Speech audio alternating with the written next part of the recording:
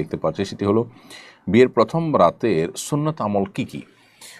অনেক বর বউ বাসর ঘরে 2 রাকাত নামাজ আদায় করেন, বউ বরকে দুধ খাওয়ান, এরকম নানা প্রচলন আছে। কোরআন সুন্নাহ মোতাবেক আমল কি? আমি শীঘ্রই বিয়ে করতে যাচ্ছি, আমার জন্য কল্যাণে দোয়া করবেন। প্রশ্নকর্তা যে হন না কেন, আপনার জন্য আমরা দোয়া করি। আল্লাহ তাআলা আপনাকে দাম্পত্য জীবনের সুখ এবং প্রশান্তি দান করুন এবং আল্লাহর বাধ্যগত এবং অনুগত থেকে দাম্পত্য জীবনে উভয়ে মিলেমিশে চলার তৌফিক আল্লাহ তাআলা আপনাদেরকে দান করুন। আর আপনার প্রশ্ন উত্তর হলো যে জি, সুগন্ধি ব্যবহার করবেন, এটা উত্তম সন্দেহাতীতভাবে। বিশেষ করে স্বামী স্ত্রীর প্রথম সাক্ষাতে একে অন্যের প্রতি ভালোবাসা এবং আকর্ষণ এটা যেন তৈরি হয়, সেজন্য সুগন্ধি ব্যবহার করা ভালো।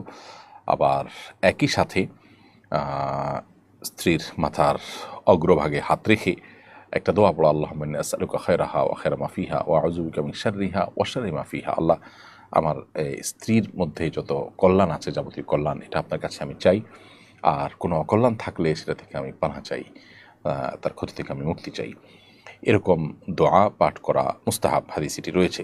এর বাইরেও স্বামী স্ত্রী উভয়ে দাঁড়িয়ে 2 রাকাত নফল নামাজ আদায় করা বাসর রাতে, সেটাও মুস্তাহাব। অনেক উলামা ইকরাম সেটি করতে আমাদেরকে পরামর্শ দিয়েছেন বিভিন্ন বর্ণনার আলোকে। সো এই কাজগুলো আপনি করতে পারেন এবং আল্লাহ তাআলার কাছে সাধারণ এবং কমন যে দোয়া আছে সেই দোয়াগুলো তো আমরা অনবরত নেককার স্বামী নেককার স্ত্রী পাওয়ার জন্য, যেমন সূরা ফুরকান ৭৪ নম্বর আয়াত, রব্বানা হাব লানা মিন আজওয়াজিনা ওয়া যুররিয়্যাতিনা কুররাতা আয়ুন ওয়াজআলনা লিল মুত্তাকিনা ইমামা, এই জাতীয় দোয়াগুলো আমরা